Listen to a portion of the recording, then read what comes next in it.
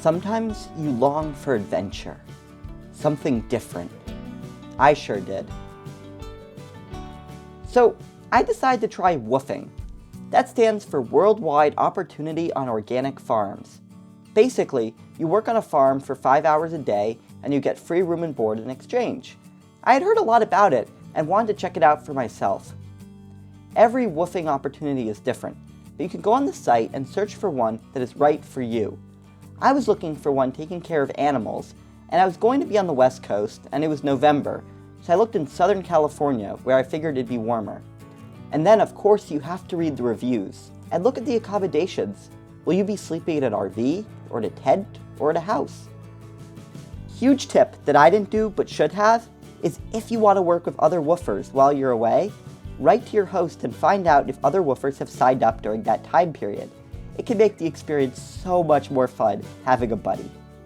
I chose to only woof for a week because it was my first time and I wanted to see what I thought of it before I signed up for a bigger chunk of time. So just make sure that your woofing experience allows for whatever time frame you're looking for. So I'm currently in the airport waiting to board my flight for San Diego for my woofing experience. I'm pretty excited, but a little bit nervous just because I've never been to San Diego, I've never worked on a farm, I've never met this family I'm going to be living with for a week, but I think that's a good kind of nervousness. It really just comes down to what's this actually going to be like, and that's what I'm excited to find out.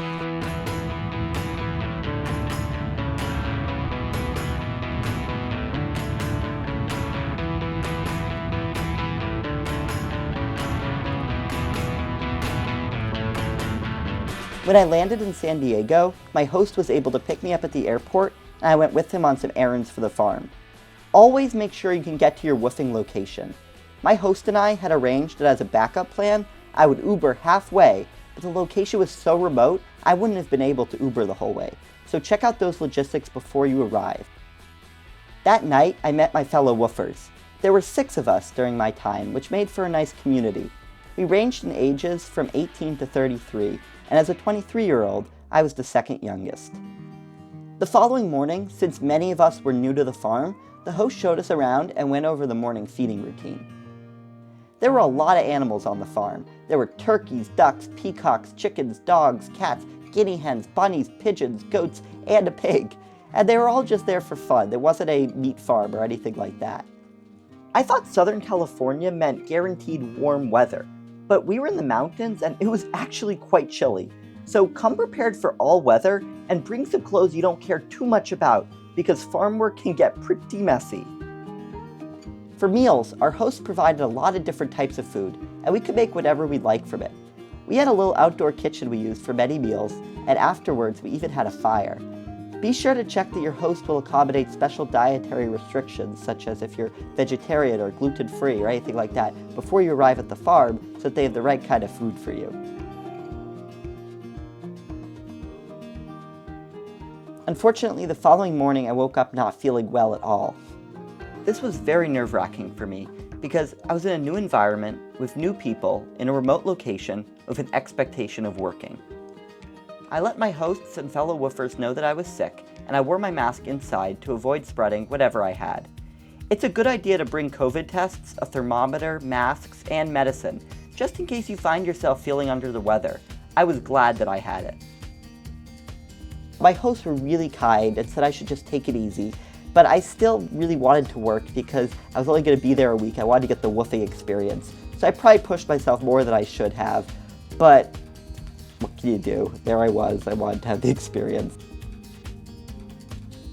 Over the course of the week, I helped clean a shed, worked on helping fix 2 fences, relocated pigeon houses, fed the dogs and chickens, weeded the garden, helped put the animals away at night, and did some indoor tasks when I wasn't feeling as up to it, like trying to fix the vacuum cleaner and printing some labels.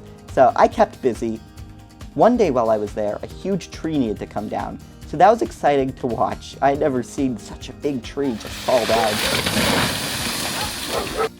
And the following day was consumed by us disposing of all the branches of the tree. During all these projects, I was bonding with my fellow woofers, who were all so cool and each on their own journey of discovery. We'd eat dinner together, we had a full moon ceremony, and we played a super fun game of Happy Salmon.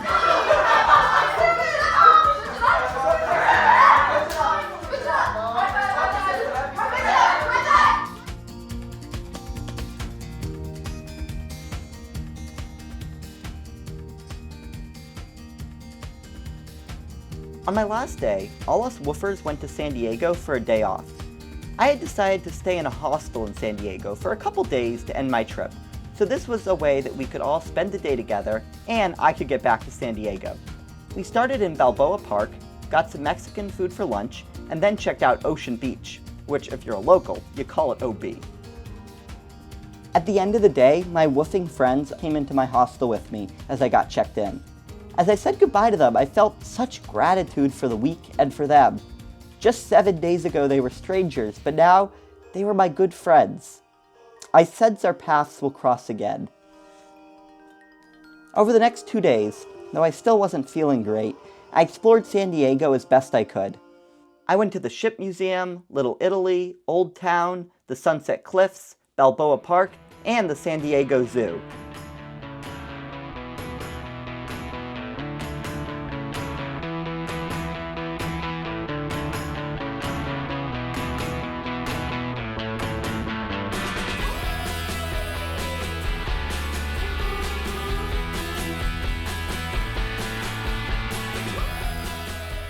So this is all to say that if you're considering woofing, you should try it. Look carefully and thoughtfully at the farm, decide what you want to get from the experience, have backup plans, and then go out and do it, and see what happens. It's going to be an exciting new experience for you, and you're going to grow a lot.